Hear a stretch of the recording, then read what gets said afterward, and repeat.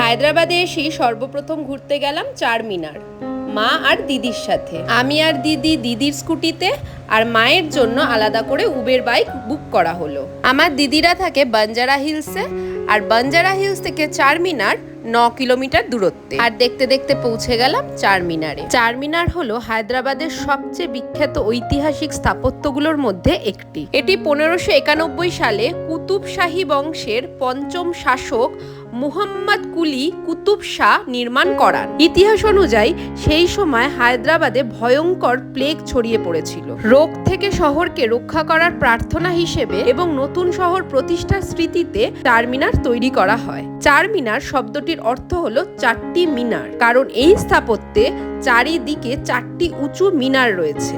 Islamic, Persian ও ভারতীয় স্থাপত্য শৈলীর সুন্দর মিশ্রণ দেখা যায় এই মনুমেন্ট। বহু বছর পরেও চারমিনার শুধু একটি ঐতিহাসিক স্থান নয়, বরং পুরনো হায়দ্রাবাদের সংস্কৃতি, ঐতিহ্য, বাজার আর মানুষের আবেগের প্রতীক হয়ে আছে। চারমিনারের আশেপাশের বিখ্যাত লাটবাজার, চুড়ি, মুক্তোর গয়না আর হায়দ্রাবাদের পুরনো ভাইবের জন্য খুব জনপ্রিয়।